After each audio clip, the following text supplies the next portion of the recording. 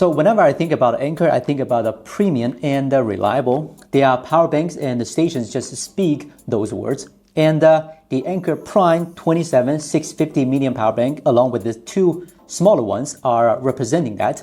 In this video, we will talk about how well they can charge different devices like the MacBook Pro, the iPhone, and other accessories, as well as answering some of the questions you may have. Let's do a quick unboxing first. Here you can see all the contents in each box. All the power banks have two companions, the pouch and the cable. Specifically, the 27650 million one and the 20,000 million one have a 140 watt supported cable, and the 96 million one has a lanyard and also a 100 watt cable, braided. Then Anker also sent us a 240 watt cable in case you have a power hungry beast like a gaming laptop. Then a thick cable like this can be handy.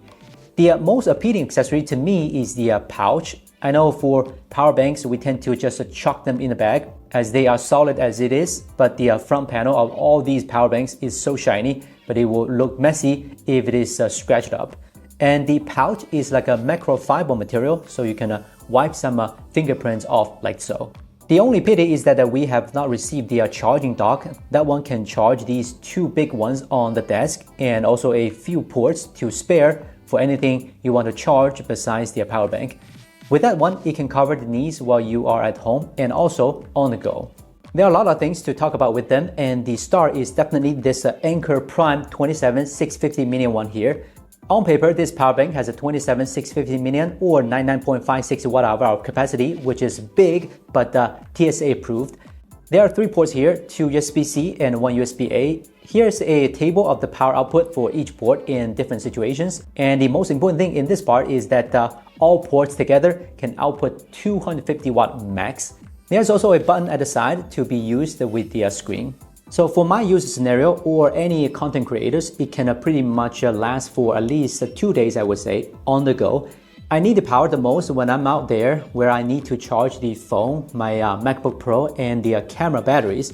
Because as you can see, if I let it charge all of them at the same time, it can output 120 watt in total, which is about half of the max capacity. And for some people who have the same pack of things, I think it is sort of the best choice. Or if you happen to have a co-worker that also has a MacBook, then it can charge both of them simultaneously. In this situation here, it is providing the peak power for both of them. It is ideal for teamwork in the field. Now in Gizmochina, we have a lot of Chinese phones, so we also tested the power output for them, especially for those flagships. Here are the results we got.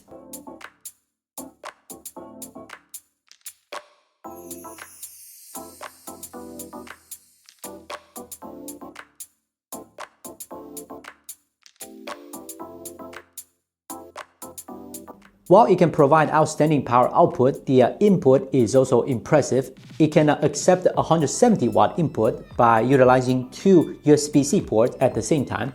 It can be fully charged in just 38 minutes, quite astonishing.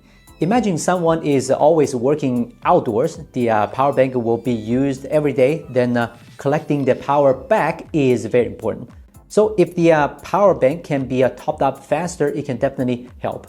But of course, you need to have two chargers that can provide that much power in total at the same time.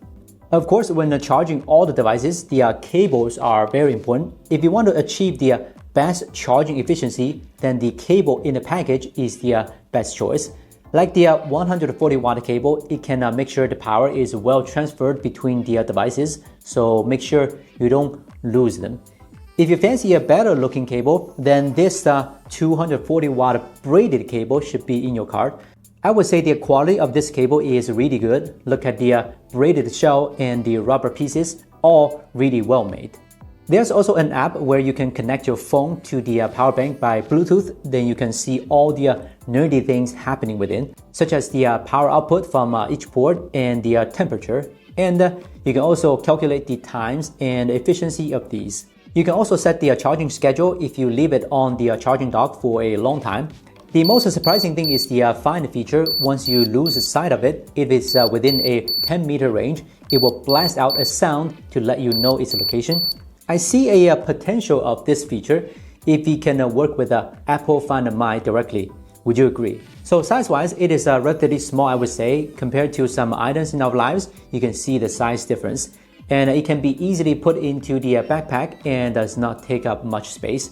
I think the reason it can be made small is that the material density is higher and higher thanks to the better battery technology. You certainly witnessed that on the phone's batteries in recent years.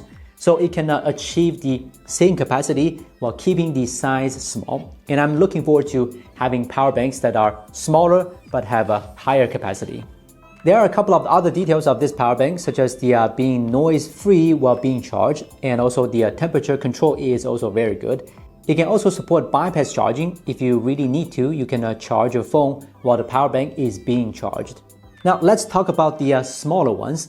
The 20,000 million one is just like the bigger one, only the capacity and the max output are smaller.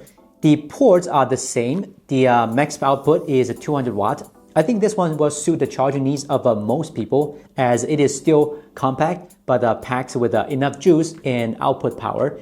It can definitely charge 3 devices at the same time and does not weigh you down while light traveling.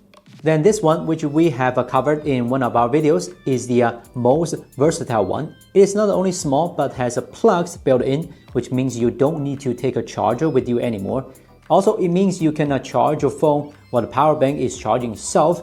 Despite that, it has a 9600 milliamp capacity and 65 watt output, so it can support your phones and gadgets for 1 to 2 days without any problem. So there are some common features of these three I will just tell you here. There's no noise or overheating issue while they are being charged, even at the highest input, so I think it is very reliable. Second, they do not have any waterproof rating on them. I think there isn't any power bank that is waterproof. It would be dangerous anyway.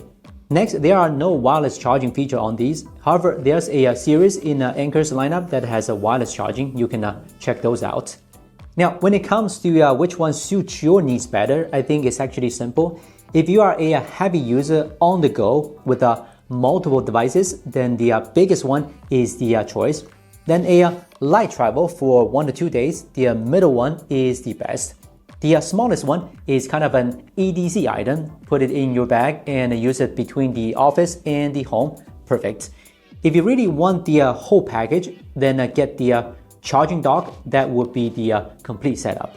Alright, these are the Anker Prime Power Bank lineup. They are truly amazing, especially the 27650 million one. It can support heavy power users on the go and should be very reliable. The other two can also be used for different scenarios and also good choices. If you want to buy them, they are the link below the video. I'm Gizmochina. See you next time.